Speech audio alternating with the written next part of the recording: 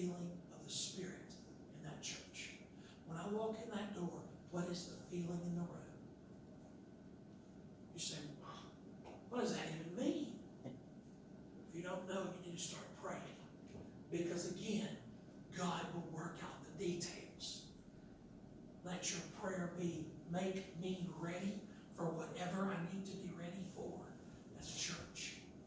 Keep going. Hebrews 10.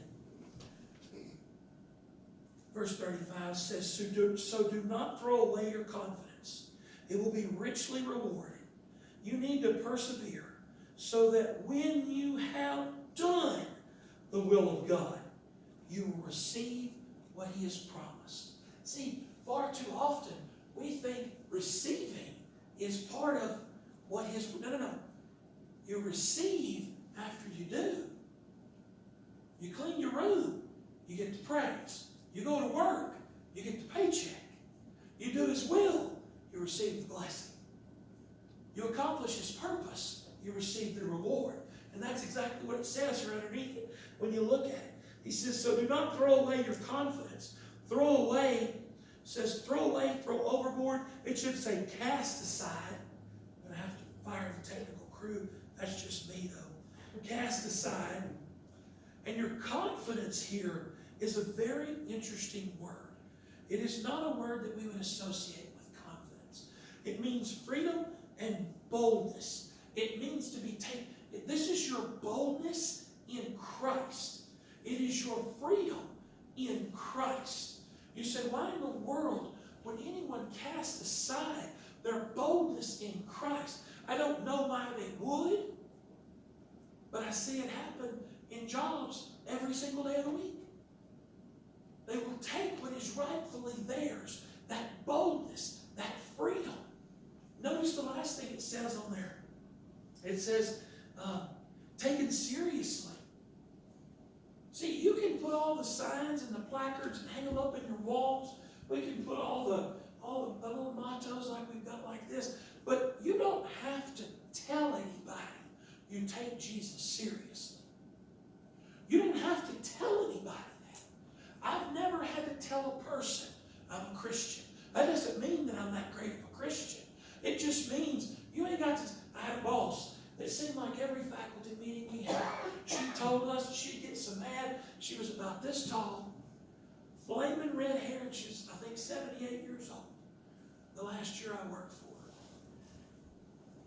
And she had the attitude to match, buddy, let me tell you. She was a pistol. And she's my favorite principal in the whole wide world.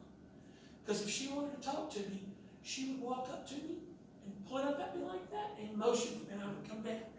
And we would have a conversation. And she would chew me up this side and down the other. And I had the absolute respect for her, and I would look at her and I would say, Ms. Hickman, that's the dumbest thing I've ever heard in my life. I'm not going to do that. And she would go, fine, that's why I hired you. And that was it. But she trusted me. But she would tell us, it seemed like in every faculty meeting, because she would get all wrapped up about something, mad at somebody, and she would stand up and she would say, I'm the principal here. I'm in charge. And I would tell people, not in front of her, because I never knew what she would do. I'm not convinced now she could carry a pistol. It would have been a little bitty with them. If you have to tell somebody you're in charge, you're really not.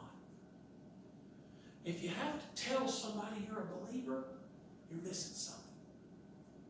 Because that's not about WWJD, old school, and silverfish on the car. You know, I'm not talking about bumper sticker Christians. They don't have any more place in a church building than the devil does. Because if that's what you need for people to know you're a believer. Did you realize how many times I've had silverfish Christians honk their horn and flip me off in traffic? They did way more harm than they ever did good with that little silverfish. Not that I didn't deserve it. It's a propaganda. The stupid people in traffic just do not go together for me.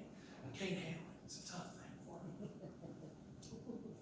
But folks, when it says here, freedom, boldness, confidence, taken seriously, it's talking about your relationship with